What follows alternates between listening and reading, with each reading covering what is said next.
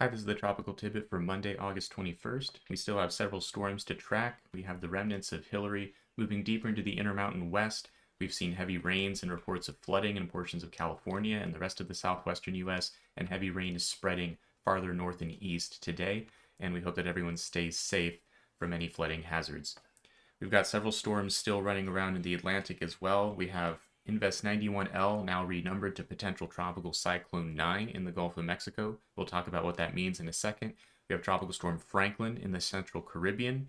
We have tropical storm Gert east of the Leeward Islands. And we have tropical storm Emily out in the eastern Atlantic. We're not going to talk about Emily or Gert today, as they're not really threats to land. Gert is close to the Leeward Islands, but is nearly gone. There's not much left of it, and it will dissipate as it moves west. Most of the heavy weather in the Caribbean will be caused by tropical storm Franklin, so we'll focus mostly on that in today's video. But we're going to start off talking about Invest 91L in the central Gulf of Mexico. This has been renumbered to potential tropical cyclone 9 by the National Hurricane Center. What that means is that this is not yet a tropical cyclone, but it is expected to become one prior to impacting land areas, in this case, the Rio Grande Valley and South Texas, and that reflects our expectation over the last few days of discussions here that this will try to develop just before landfall tomorrow on Tuesday along the South Texas coastline.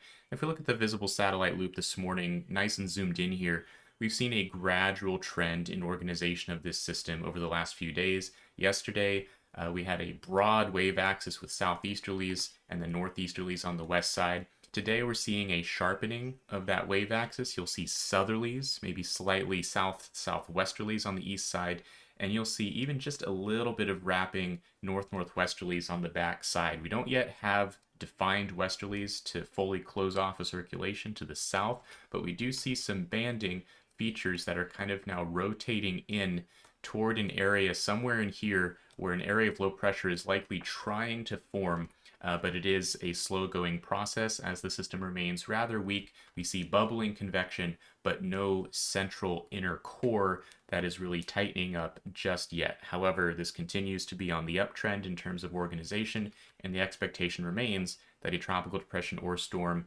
will form prior to crossing the Texas coastline in about 24 hours or so.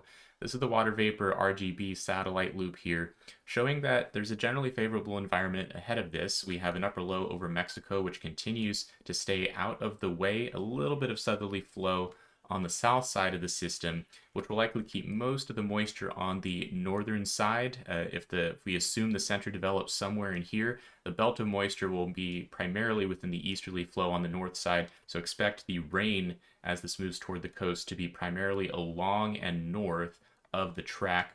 And we see that in general, there's northwesterly flow, outflow coming out of this toward the east and the west, indicating that there's good breathing mechanisms for the storm at the moment, and there's not a high degree of wind shear. There is a strong mid-level flow out of the east as there's a strong high over the southern U.S., and this will usher this quickly toward the west, and the primary limitation on PTC 9 will be time, as it only has about 24 hours remaining with which to develop, which is probably a good thing because if it had more time, it would likely continue getting stronger, but as it stands, it will likely run out of time to become a significant storm before hitting the South Texas coastline. Here's just a couple of modeling opinions from two of NOAA's hurricane models. There's two flavors of the HAFS model, B and A. This is HAFS B, showing in about 18 hours from now, overnight, Monday night, and early Tuesday morning, we do see a closed circulation developing here. Anything in green is tropical storm force, so about 40 miles per hour or stronger. And we see a gradual ramp up as this nears the coast. You see a closed low here with a band of tropical storm force winds north and west of the center. This is about Brownsville here, Corpus Christi up here, and it crosses the South Texas coastline on Tuesday morning Eastern time. You'll see that this is not that strong. Max winds here about 40-45 miles per hour on this particular model run. Still tropical storm force. The HAFS A model shows the risk, if you will, of something a little tighter developing at the last minute. On this run, we see a tighter fist of an inner core wind field develop right at the coastline with a larger band of tropical storm force winds to the north of that. But this inner fist has winds as high as 60 miles per hour on this particular model run.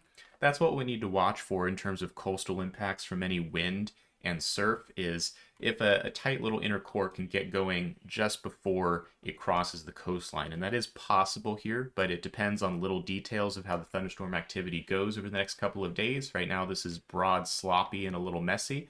If we see something a little more organized and tight and compact form over the next 12 to 18 hours, that'll be something to really watch for coastal impacts. But as it stands, this isn't expected to be a tremendously strong system in terms of wind, but we will see high surf along the Texas coastline, and we'll see primarily, hopefully, beneficial rains over South Texas as this moves inland. This is the NHC forecast track for PTC-9, again expected to become a tropical storm just before landfall. Warnings are out along the coastline from Matagorda Bay southward to the Rio Grande Valley, and a tropical storm watch for Matagorda Bay and slightly northeast of the coastline there. Again, rainfall here near and north of the track, bringing perhaps a few inches to portions of South Texas and northern Mexico. And this will, again, primarily be beneficial to areas that are quite dry right now, but if too much falls too fast, there's a slight risk of flash flooding along this belt of rain if localized banding causes too much to fall too quickly. Okay, we're going to move on now to some other storms. This is Franklin in the central Caribbean, and this is also a system that continues to gradually organize, but we're not seeing rapid development as we continue to see some westerly wind shear across the Caribbean, which is pushing the mid-level wave axis and most of the thunderstorm activity off to the east of where the low-level center of Franklin likely is. Now, we haven't had a recon mission in some time. We haven't had any good microwave or scatterometer passes to see underneath of this convection, so it's very difficult to see what the structure of Franklin is underneath all of this boiling thunderstorm activity. The only clues we can really garner here is if we really examine the low-level cloud motions on the western side, you'll see ferocious northeasterlies here. And if you look down near west of Aruba, if you spy early in the loop, right at sunrise, there's southwesterlies there to the west of Aruba, and you can kind of get this sense that we're getting a wrapping around north of the Colombian coastline, and there's likely a trough axis kind of in here, and it's probably along the western edge of the convection. So we probably have southwesterlies, northeasterlies, unclear how well defined this is. Yesterday we had a well-defined circulation. Today, unclear what that looks like, but hopefully we get another recon mission later today to find out. But the story here is that this continues to be a little bit sheared, and development is being limited. Maximum winds are up to 50 miles per hour, but again, development is not rapid right now, because the wind shear continues to make this vertically tilted. Now you see the coastline of Hispaniola up here. This is going to eventually make some kind of turn, and exactly where along the coastline this ends up making landfall in Hispaniola will depend on whether the low-level trough, as we just outlined it, whether it reforms underneath some of the steep convection farther to the east or not. And there's a little bit of sensitivity to the forecast there, but regardless of the exact track of Franklin, we're likely to see mostly a heavy rain and flash flooding event in the high mountains and steep topography of Hispaniola, and that's going to be the primary threat here.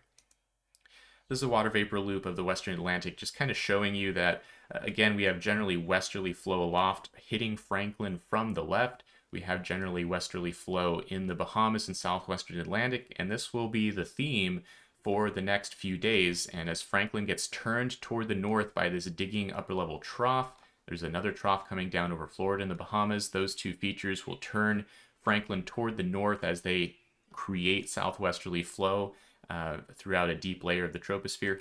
That will deflect Franklin north, but wind shear will remain because of this theme of westerly flow kind of over top of the whole region. Shear doesn't really go to zero for the next few days, and that will represent a limitation on Franklin's development for some time.